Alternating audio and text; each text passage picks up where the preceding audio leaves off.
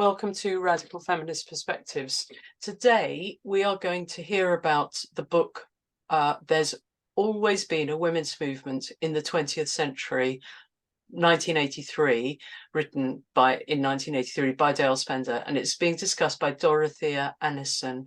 So thank you so much, Dorothea, and over to you. Thanks, Jo. Can you put the first slide up, please? And then we can see the book and Dale Spender.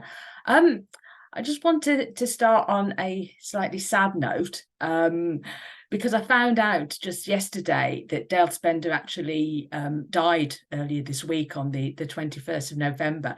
So I hope this can be a sort of good tribute to her and her work. So can I have the next slide, please, Jo, with the book and the photograph on, please? Yeah. So that's the cover of the book. It was originally entitled "There's Always Been a Women's Movement This Century" at the time, but it has been renamed subsequently. And there's a photograph of Dale. She was born in Australia, but she spent some time in the 1980s in the UK studying for her PhD and working, during which time she did the research for this book. And other books such as Women of Ideas. She died age 80 on the 21st of November. She returned to Australia many years ago, and she published and edited over 30 books on a range of subjects, including language history and the rise of information technology. And her books were incredibly popular. we've heard from a bookseller at the Sister Right Bookshop, which is a feminist bookstore in London, that her books used to fly off the shelf. And I'm not really surprised, because they are very good and very readable. So I'll just sort of read a quote from her as a bit of a tribute, memorial to start her off. Unless we can reconstruct our past, draw on it, and transmit it to the next generation, our oppression persists. And I do hope that our work, WDI's work in doing these Radical Feminist Perspective webinars, as well as the campaigning political work that is done, helps continue the tradition that Dale Spender started for us. And I just want to say as well, she always wore purple, apparently, and that was in tribute to the suffragettes, their wearing of their colours of green, white and purple. So that's why the purple jacket. So the purpose of her books in the 1980s, certainly the two Women of Ideas and What Men Have Done to Them, and then this one, was to uncover the many feminist writers and activists whose works have been ignored and dismissed, what she called women's trail of silence. So Women of Ideas covered 150 women over a span of 350 years. And that was the subject of an earlier Radical Feminist Perspectives, if you want to find out more. And her conclusion was that every 50 years, women are forced to reinvent the wheel because we're denied access to the knowledge of earlier feminists. But she also realised that some of the women she'd written about in Women of Ideas, as though they were in the past, were still alive.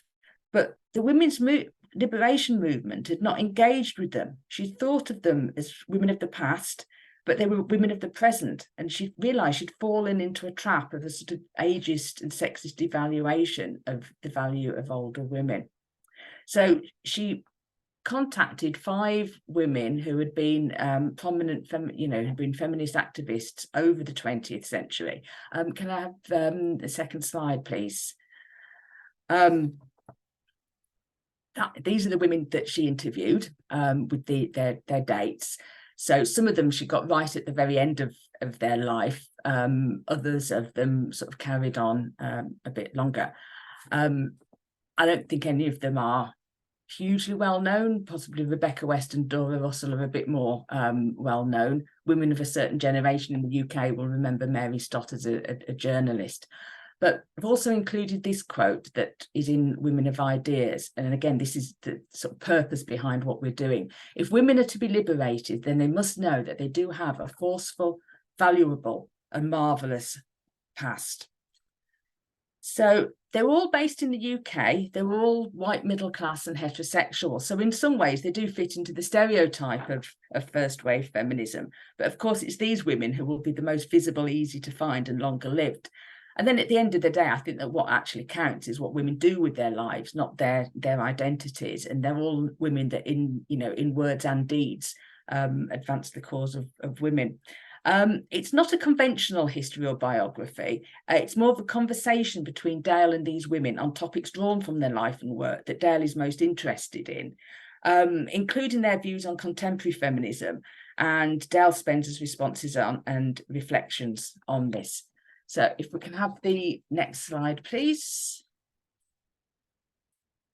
So the first woman, they're presented in the book in their chronological order of birth. And the first woman she interviewed was Hazel Hunkins Hallinan. And here's a photo of her in her suffragette days, because she did start, in the suffragette movement.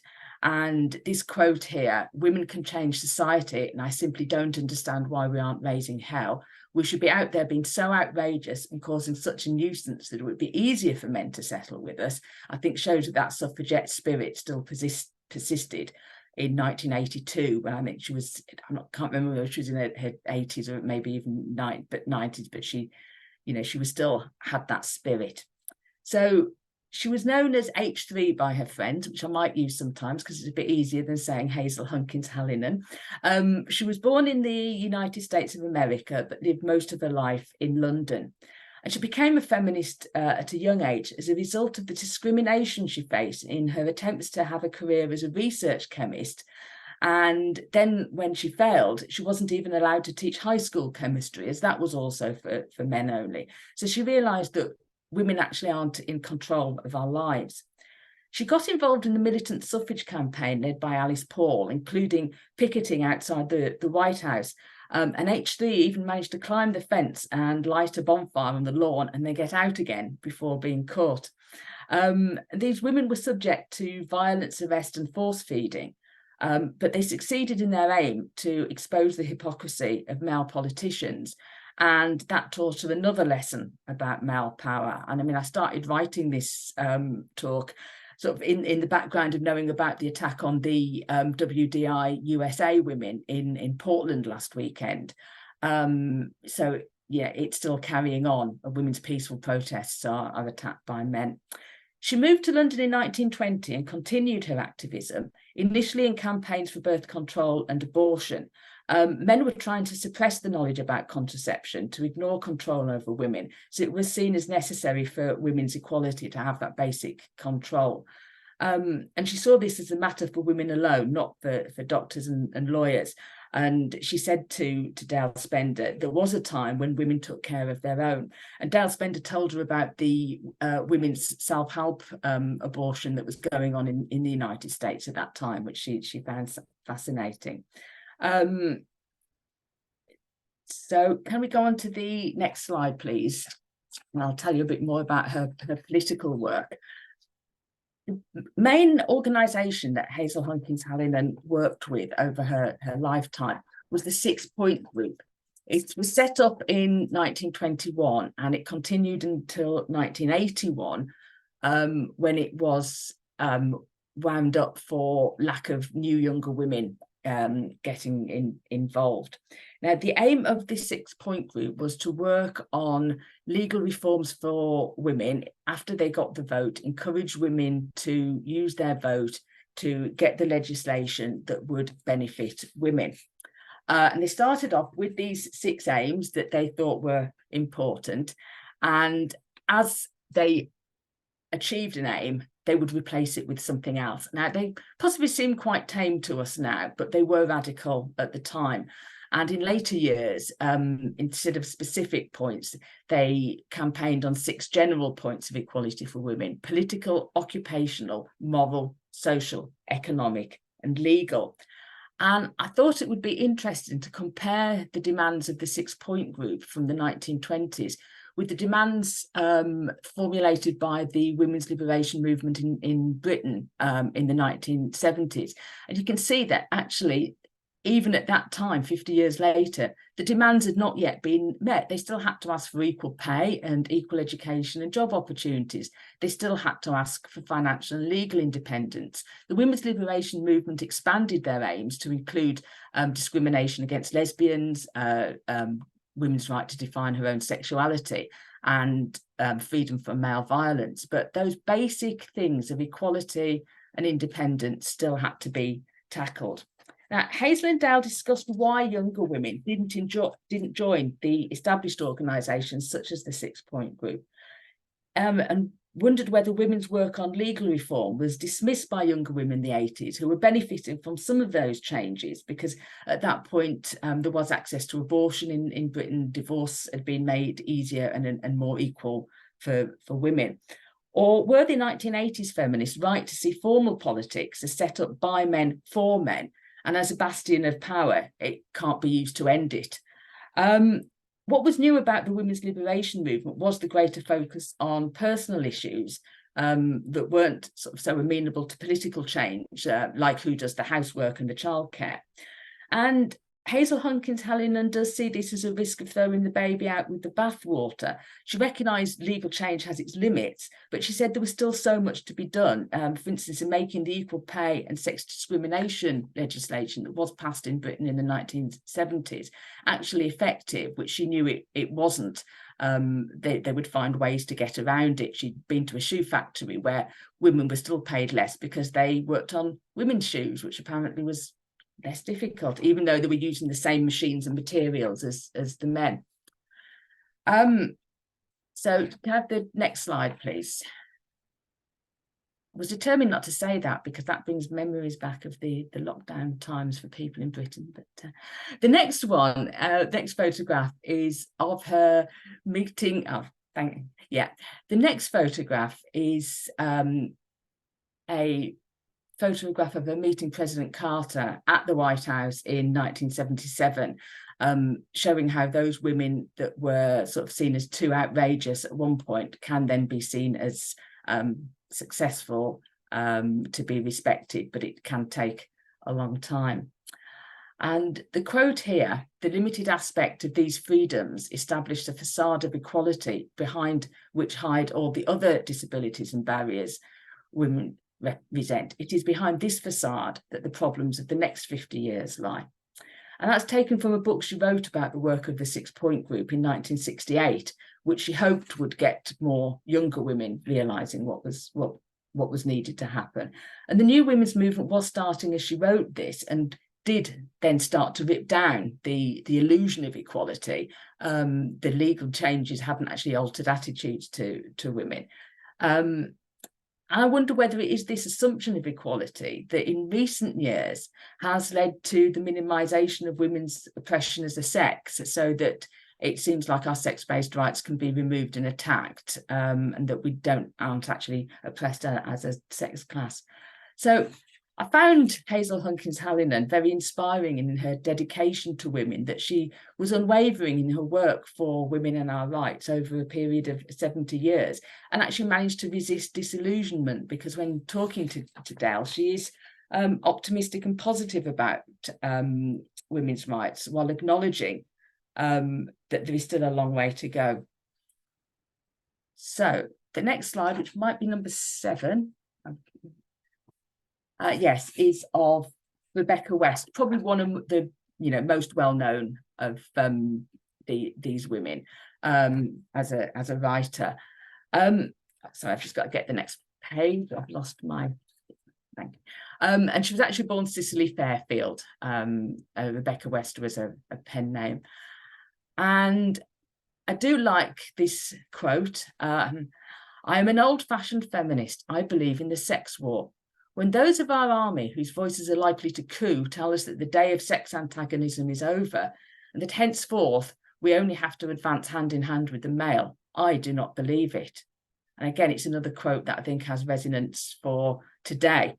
So in a way, it's really good to know that women of the past were thinking these thoughts, and seeing that men and women are in conflict. But on the other hand, it's a bit sad that these quotes are still relevant today. How much progress have we, have we made? I think we have made progress, but I'm very, very sorry here. I've got my pages mixed up, and I'm going to have to, here we are. Right, I'm back on track now. So Dale Spender had no idea that women in the first half of the 20th century were writing things like this, that were defiant, but also had a spirit of joy and celebration. Rebecca West became a suffragette in her late teens and was also at that time working as a journalist.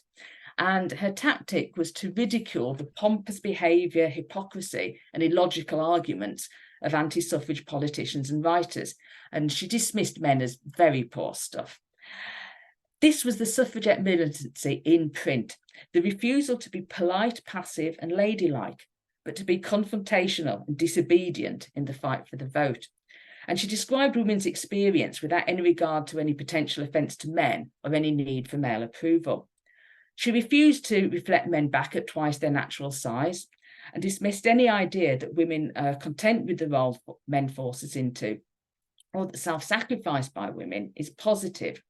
She said women should not be the muse behind the great man, but mistress of her own art herself, and that men need to give up seeing women only in relation to themselves, and that women are an autonomous force outside male control.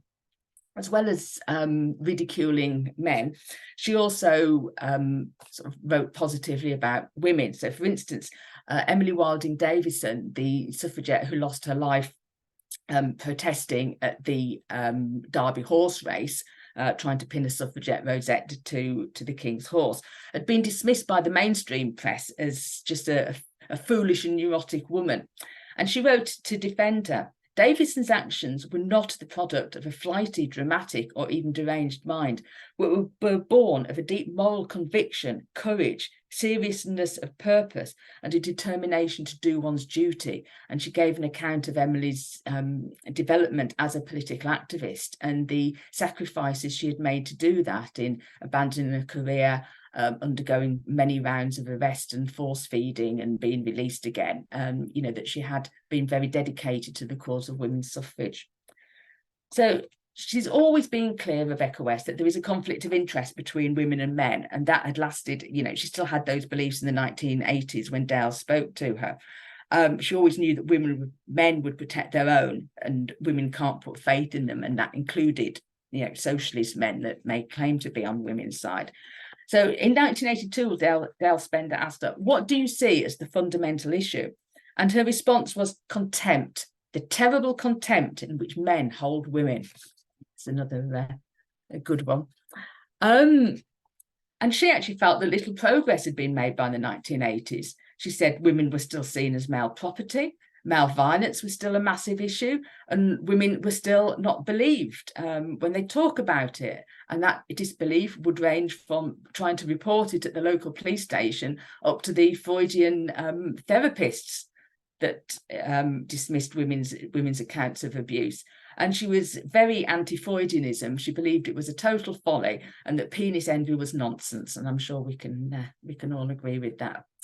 Dale Spender gives lots of examples from Rebecca West's journalism before the Second World War, including arguments for economic independence, in which she pointed out that by not paying women as much as men, they were actually doing themselves a disservice, because it meant that it was easy to get rid of men from jobs and replace them with women. And another quote about the problems of enforcing marriage through economic means. No man can be sure that he is loved for himself alone, and that his wife did not come to the registry office as she had no luck at the labour exchange. So lots of lovely quotes in this section. She carried on as a prolific author throughout her life, and she did get recognition. She was actually made a dame at some point. But Dale Spender says by the 1980s, her work was less visible, not in the bookshops or getting reviewed, and was devalued actually for being too feminist or for being merely autobiographical, which is often said about women writers. she urged feminists to reclaim and value West and her work, and actually did start getting reissued by feminist publishers, and to produce feminist work on her writings, as men did not respect her worth. So we'll move on now. Just check where I've got to. Yeah, the next one, please, will be Dora Russell. Yeah, and again, I've added her birth name in, and I suppose it's still a father's name, but she's very much always seems to be defined in things you read about her, other than things from feminists, by her fairly brief marriage to Bertrand Russell. So I'll try to get on from that. I've included a quote here. "We do not know what sort of society women would have shaped, for their contribution has never been allowed. Religion, philosophy, social and economic thought have been reserved as the prerogative of men.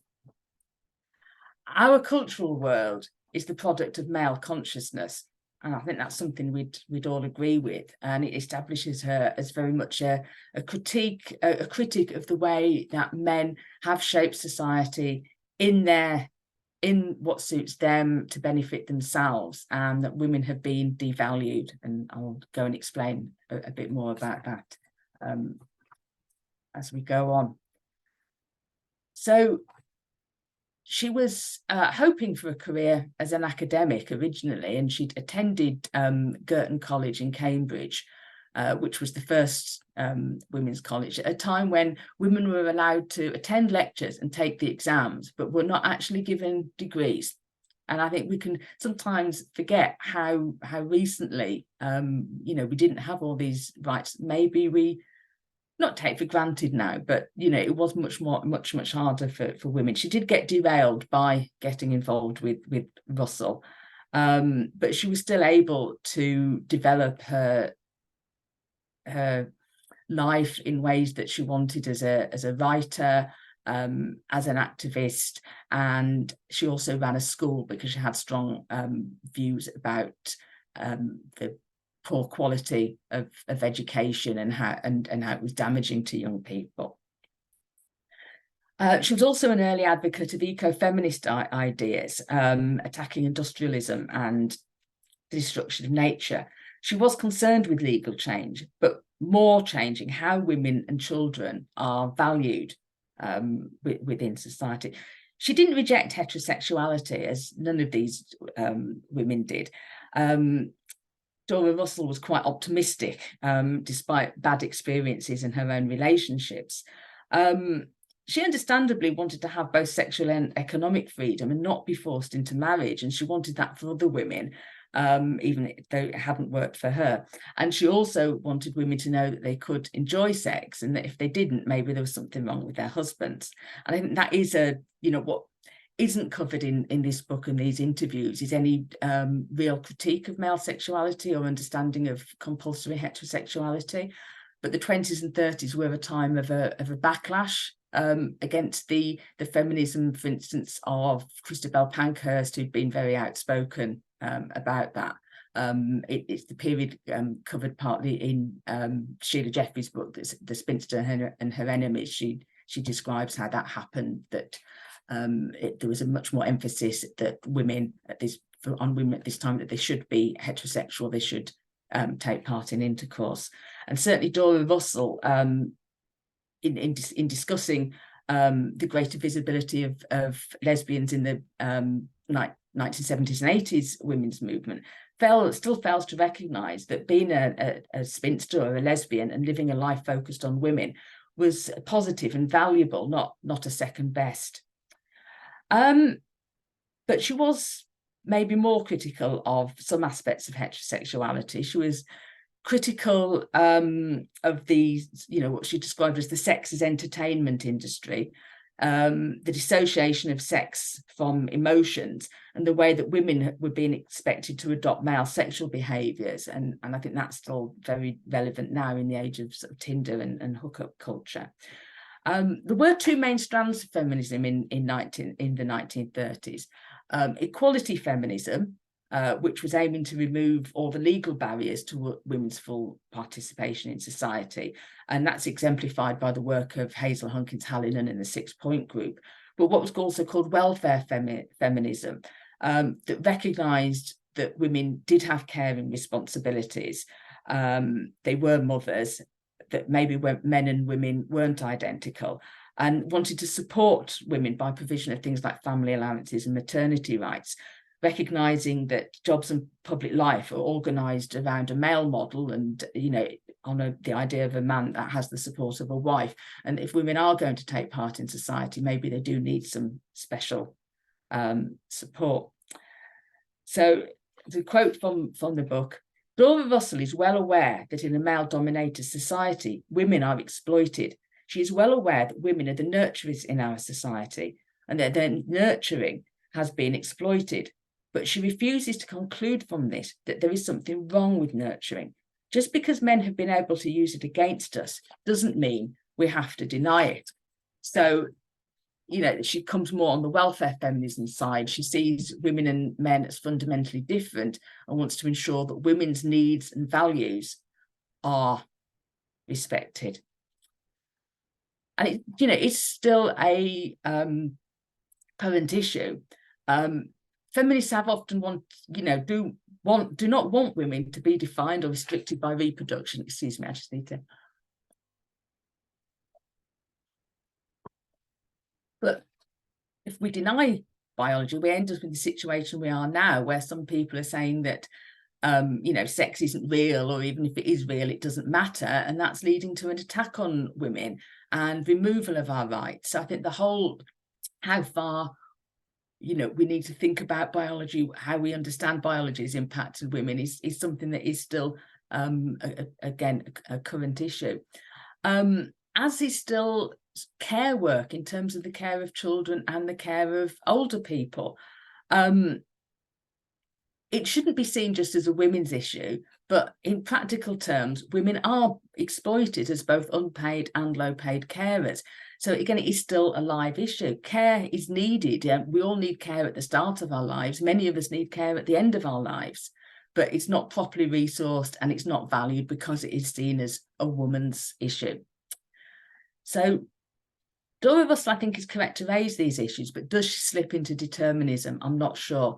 She does see women and men as fundamentally different, that women's childbearing capacity means that women understand more about the organic nature of the universe, and male and female consciousness is different, rather than those differences being the result of patriarchal society. So I think that's something we do need to think about. But she certainly is against the idea that equality for women means acting like men or adopting male behaviour. She sees women's bodies as a source of strength, not weakness. And she said, equality means men coming up to our standards. It means men meeting our standards of nurturing. It does not mean that we should deny our nurturing, our strength as mothers, to meet theirs. There is more to life than the workplace, and it is terrible that many men do not know that. It is a tragedy if women follow them. Now, one of the major things she worked on was a critique of industrial society and the damage that it does both to the natural world and to human flourishing. That originated in a visit to Russia in the 1920s, and she'd also visited the United States earlier. And she realised that capitalism and communism were just two sides of the same coin, that the dogma of Christianity had been replaced by the dogma of communism. And this was at a time when most left-leaning people saw the USSR as being progressive. So Hazel, Hunkins, Hallinan supported the Russian Revolution as it gave the vote and other rights to women. This was before the human rights abuses were widely known about. But for Dora Russell, she said that both the USA and the USSR shared the belief that technology is the solution to human problems, which she saw as dangerous and destructive.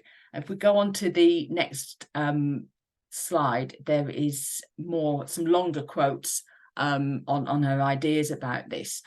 So it was quite early to sort of raise these issues about why conservation of nature, education, creativity, and care of others are not the central social priorities. And she said it's because men have turned away from the natural world to the mechanical world, and they have made a god of machines. She developed this critique of industrialism from the 1920s on, but couldn't actually get a book on this subject published until the 1980s, when maybe other women had, and men had started to raise these issues. So she sees human beings as part of the ecological scheme, not separate from it. And it was quality of life, which was her main concern, and industrialisation, which emphasised quantity, seemed to be the complete antithesis to human social organisation. So men have forgotten that we're animals, and if we have a purpose, it is an ecological one in the here and now. But so many men are repulsed by that idea of being part of and not superior to the organic world. And I think that is maybe where we've ended up with some of the ideas of transhumanism that is being pushed, certainly by some trans activists and possibly by other men as well.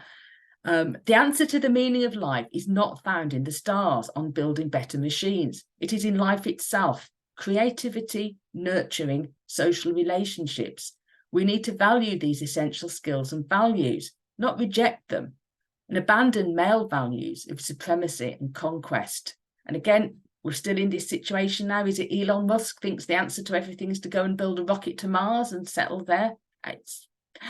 And can you imagine the ultimate in productivity? There'll be no place for human beings, just a lot of machines making goods that humans don't want and can't use. Meanwhile, so many are reduced to financial and psychological privation.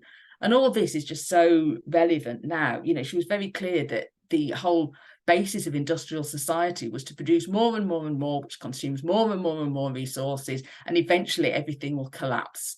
And maybe if she'd been listened to in the 1920s, we wouldn't be quite as near to collapse as we seem to be now. Just want to check how we're doing for time. Yeah, that's good. She also wrote about the idea that men see women as other, sort of 20 years before Simone de Beauvoir. Men associate women with sex. This reminds them of their bodies and nature, which they try to deny. And this leads to the rejection and exclusion of women, the fear that they will contaminate men with women's values. I just want to sort of finish with a couple of things about her comment on contemporary feminists in the 1980s. She said, they're marvellous, but some of them do seem to think that they started it all, and at times can be quite dismissive of women like me.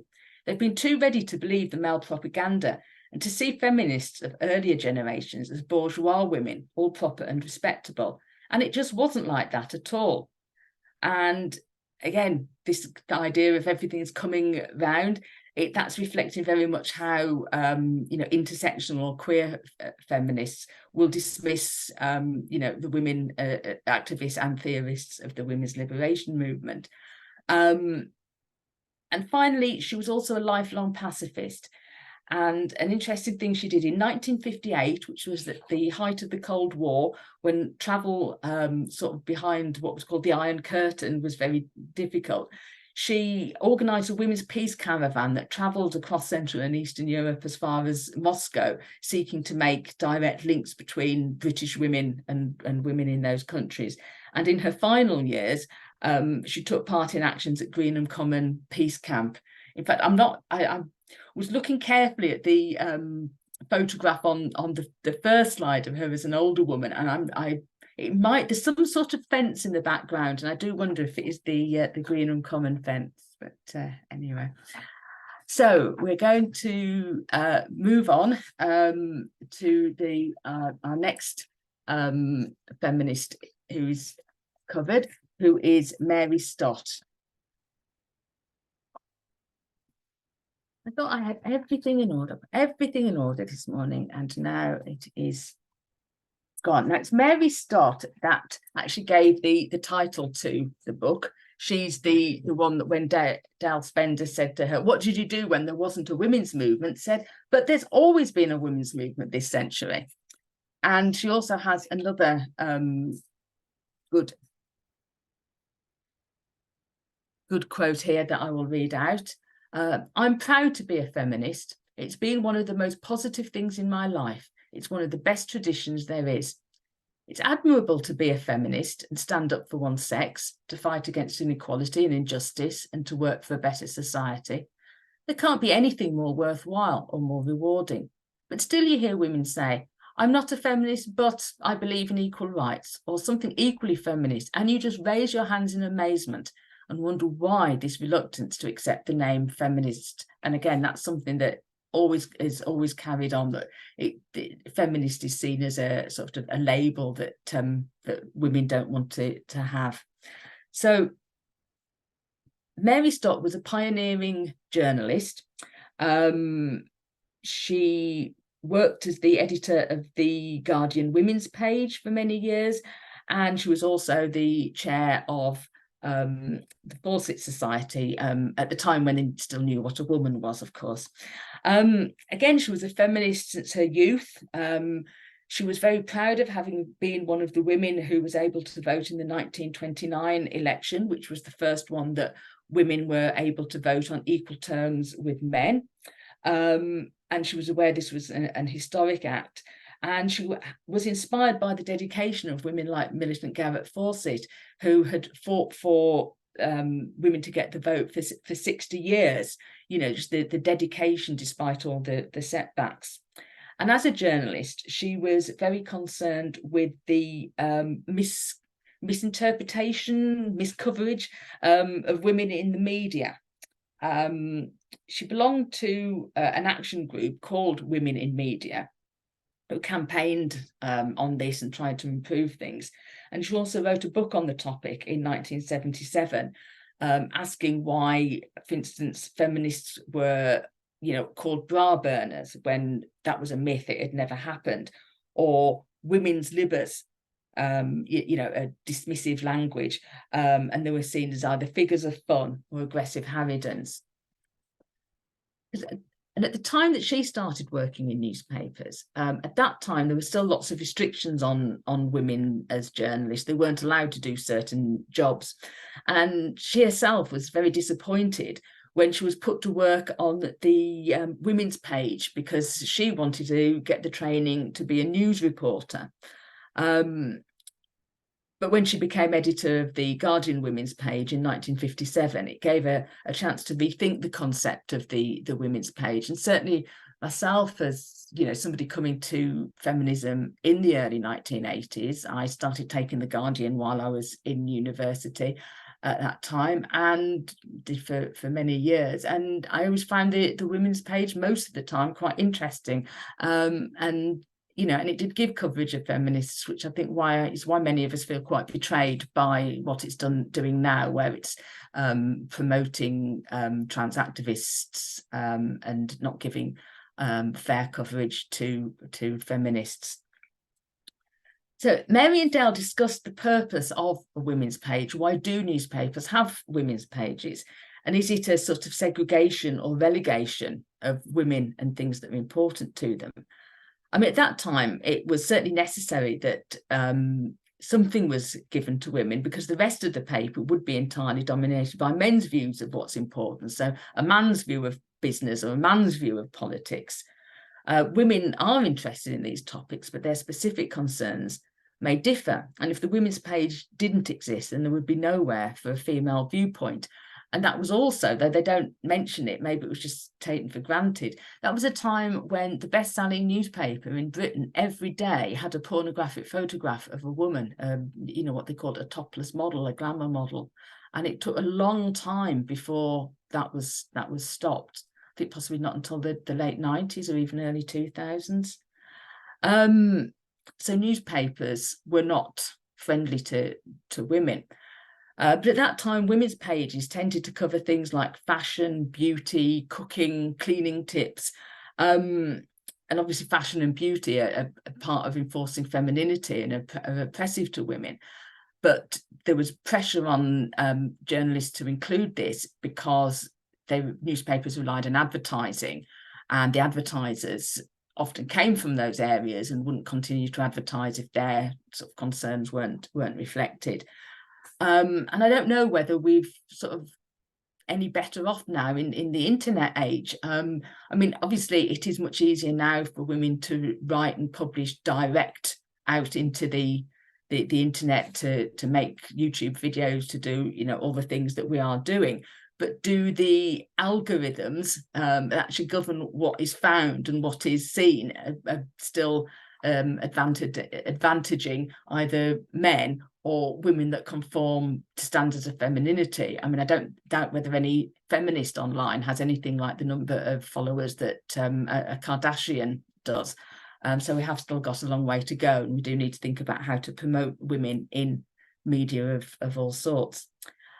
She moved from local newspapers to a job with the cooperative press, which fitted better with her politics. Her job still focused on writing for and about women, but she was able to write feminist articles and to work with the campaigning women of the Women's Cooperative Guild, which was focused on the needs of working class women. And she said it just wasn't true that the women's movement was a middle class movement and that working class women weren't involved. It's not true that it was just a fight for the vote and that only bourgeois women were concerned. It went on after the vote, and working class women were in every campaign. And the role of the Women's Cooperative Guild was to support and educate these women. Again, Mary says, while they certainly didn't lack guts, a lot of the women lacked confidence. They'd often only had a bare minimum of schooling and were used to being faced with authority, not being authorities themselves. And this is where the Guild helped to give them so much confidence, faith in their own judgment, and a marvellous sense of solidarity. They found out that they felt the same way and agreed with each other. And I wonder if that was like the, you know, similar to how CR groups have worked in feminism, where women discover that they have many things in common. But Mary Stott gave an example of how the supposedly progressive men in the cooperative movement would use their financial power to control the women. For instance, they threatened to withhold funds when the women started campaigning for divorce equality. It shows how so often left-wing men are still men first and act against women. Dora Russell talked of similar tactics being used by men in the Labour Party. They rejected the idea that women needed birth control. They just saw the issue as being a lack of money. So, you know, they wouldn't accept Dora's arguments that even if you were the Queen living in Buckingham Palace, you still wouldn't want to have a baby every year. And also the issue that childbirth was more dangerous than mining, and mining was the most dangerous occupation for a male. Men didn't want to use control, and all of these women, I think, shared the outrage that men who don't give birth want to control the rules and tell women who do give birth what they can do. Again, still obviously a current live issue with the attack on reproductive rights in the United States of America and countries elsewhere. Del Spender recognised the continuity between these campaigns in the 1930s and in the 1980s, because again, I think that there was attempts in Britain to put legislation through that would have restricted abortion rights. But she also was quite prescient, I think, about the future. So Del Spender wrote, "No doubt in the next century, women will be fighting yet another battle over reproduction and control over their own bodies. Although with the technological interventions that seem possible and which are primarily in male hands, future issues might well be very different." And yeah, here we are with surrogacy, obviously, and a very important issue that feminists are organising against, and also sort of not immediately happening but being talked about, ideas of womb transplants into men who think they're women who have transgendered, and artificial wombs, to raise babies sort of without a mother involved. I'm sure we all agree that is not where we want to go. So Mary Stott was very anxious to show the importance of the fight for legal equality after the suffrage campaign. And I think in sort of popular culture, because the suffrage movement has been identified so much with the Pankhursts, and because they sort of wound up the campaign for the vote at the outbreak of the First World War, and then after the war, all the Pankhursts moved on to other concerns. It's become an idea that sort of feminism ended after then. But Mary Stott explained that many of the women actually remained active and committed feminists. The National Union of Women's Suffrage Societies, the more moderate sort of campaign associated with Millicent Garrett Fawcett, became the National Council for Equal Citizenship, concerned with encouraging women to use their vote and get involved in politics. And one of the things that they did was they organised the formation of townswomen's guilds, which were locally based organisations where women could meet together and sort of be active citizens to talk about issues of concern, start to campaign. And of course, there were so many things that still needed to be fought for after the vote was secured. Birth control, equal pay, opening up jobs for women, equality in property division and child custody after divorce. This was the work that Hazel Hunkins Hallinan did in the 6-point group, and it was the campaigning that laid the foundation for the laws on equal pay and sex discrimination. And eventually the Equality Act that UK women are still able to use today to defend our rights and our single-sex spaces. So Mary Stott describes herself as an organisation woman and wondered why 1980s feminists were less interested in joining or establishing formal organisations. She thinks that organising is the only way that women are going to get anywhere, that you do need structures, that structures also help women who are new. And Dale Spender acknowledges that the informal groups of the women's liberation movement did work best when women already knew each other and when women already had a certain level of confidence, and acknowledge that they can become a tyranny of informal and hidden power. I mean, my view is that neither is perfect and we possibly need both. Larger campaigns can get a higher profile for lobbying and engage more women on an ad hoc basis, like writing to an MP. But informal groups are quicker to respond, can be more controversial, react quickly to new concerns, and allow the development of sort of friendships between women that do allow the more radical direct actions and things that are on the edge of law breaking to be done. And, the larger groups can become bureaucracies after a while. They can become disconnected from their base. And the Fawcett Society that Mary at one point was chair of has unfortunately become one of those organisations. I also think that this conversation between them underestimates, maybe it was a bit too soon, that actually second wave feminists did set up and established organisations that are here today, Women's Aid and Rape Crisis Centres. And I know many of them have also been taken over by the gender identity cult, but, they were organisations, they have survived, and they have actually provided a lot of essential practical help, to women that have been subject to male violence. So I think it's a mixed thing, as these things usually are. So if we move on to the next slide, please. The final woman that Dale Spender interviews,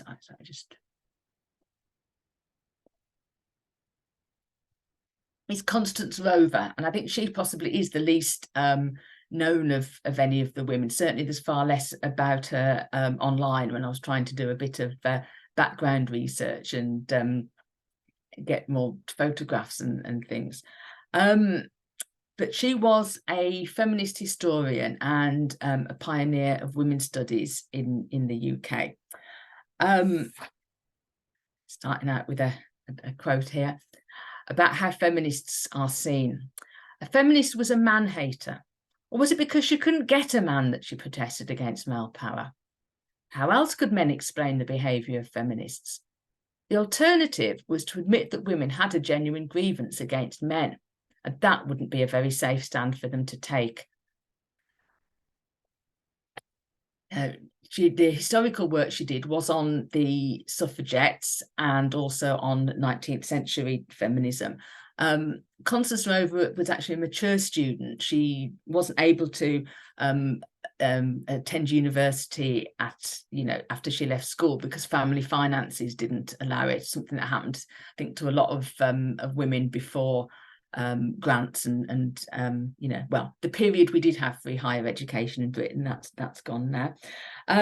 So she graduated at the age of 38 and then moved into academic work and teaching. She taught adult education course on the status of women in the 1950s.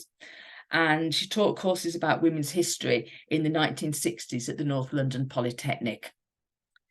And again, she was a member of groups, including the Suffragette Fellowship, the Women's Citizens Association, and the Fawcett Society. And she also believed there was a need to concentrate on legal equality at that time, while recognising its limitations, because the work of the equality feminists in the 20s, 30s and onwards, before the women's liberation movement, did mean that younger women in the women's liberation movement could expand feminist concerns into the domestic sphere and changing attitudes, because some of the foundations had been laid, the legal changes were in there, and they could start to sort of attack the attitudes that meant that the legal changes weren't actually been operating properly. For instance, for women in the workplace. Constance Rover sees what women have as conditional emancipation. As a quote, "Women have been emancipated on condition that they don't upset men or interfere too much with men's way of life." So women in the, say in the 1960s, 1970s, were able to take up paid jobs as long as they still did the housework. So she knows that working class women have always done that double shift of paid work and housework, but this became a political issue when it started to apply to middle class women as well. But she's clear that there's been progress, and conditional liberation is better than no liberation at all. One of the focuses of her historical research was about how women's sexuality has always been used against feminists to attack us. So Mary Wollstonecraft was attacked as promiscuous, while Christabel Pankhurst was attacked as a prude. She said, "Whether you do or whether you don't engage in heterosexual activity, either way you are suspect and can be derided in a male-dominated world." And that certainly in the 19th century, women were judged on their moral standards, not their abilities, a double standard not applicable to men. And this acted as a restriction on the 19th century feminists who needed to be respectable. So for instance, and that meant that some of them didn't feel they were able to publicly associate with Josephine Butler's campaigns against prostitution that were discussed in last week's Radical Feminist Perspectives.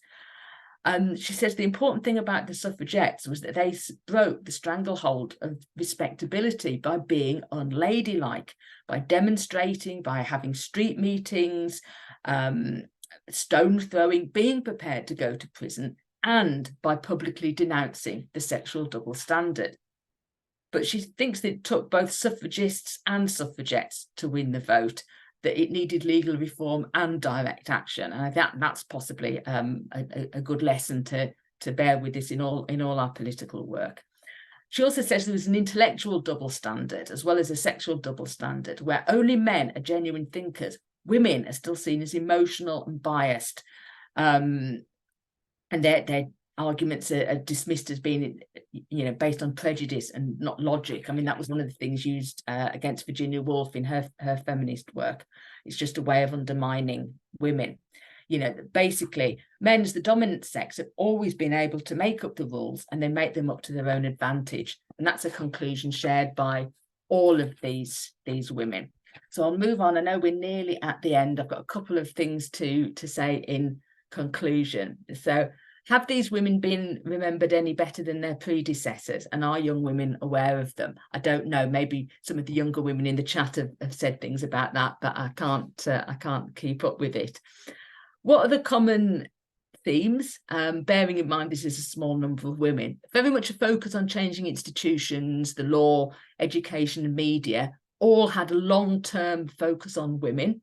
They all worked in women's organisations. None of them had any long-term or deep involvement with mainstream political parties and were sceptical of the value of male politics for women. But were still believing in organisation for change within the system. They are critical of men and aware of male violence against women, but don't particularly criticise heterosexuality as an institution. What was very refreshing in this book was that none of the women mentioned gender. They talk about women, they talk about sex, they talk about sexism. Constance Rover asked, it would be interesting to know what is said about today's women's movement in 50 years' time. Do you think it will need yet another feminist renaissance to burst upon the scene to revitalise today's feminists? Now, it didn't take as long as 50 years for the women's liberation movement to be dismissed by a new generation and attacked for, being, well, I won't say all the things we've been attacked on. But women were no longer seen as a political sex class who needed to fight against oppression, and women were deconstructed. But obviously, we've come to a point where women have had enough.